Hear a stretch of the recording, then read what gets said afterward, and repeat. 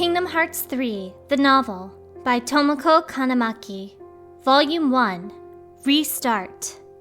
Prologue.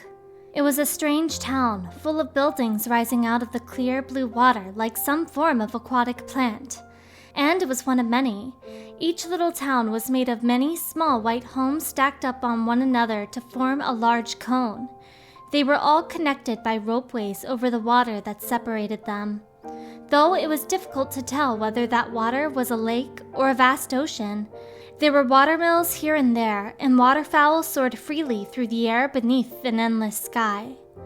If you looked more closely, you could see older dwellings beneath the surface, perhaps submerged there since long, long ago. At the top of an especially tall town stood what appeared to be a clock tower.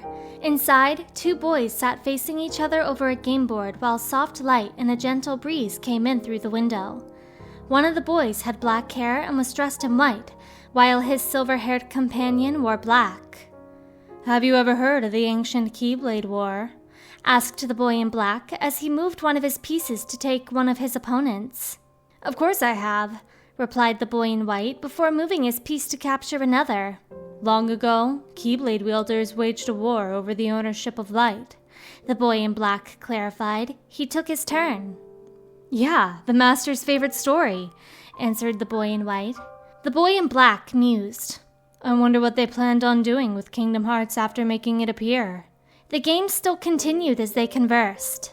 "Who knows? I don't get why anyone would initiate a war," replied the boy in white, and his friend put a hand to his mouth and smiled faintly.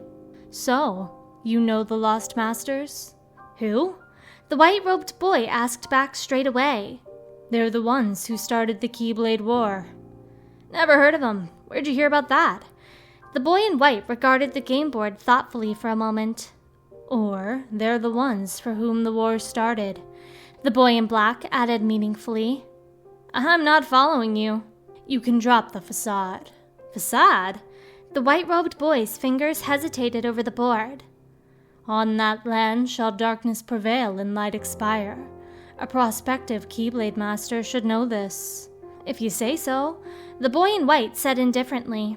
It was hard to tell if he truly didn't know, or if he was simply faking it. "The gazing eye sees the fate of the world, the future. It's already been written." The boy in black looked over at the wall where a special Keyblade with a single eye was hanging on display. "Really? I'm not so sure about that," said the boy in white as he moved a piece forward on the board. "Besides, who's to say I can't change it, and maybe light will prevail." He claimed another of his opponent's pieces. "Pretty confident, but things aren't in your favor." The boy in black took a piece too. "Perhaps, but unlike darkness, there's more to light that meets the eye. You might be surprised." The boy in white lifted his eyes from the board and regarded his friend. "Oh, I hope so."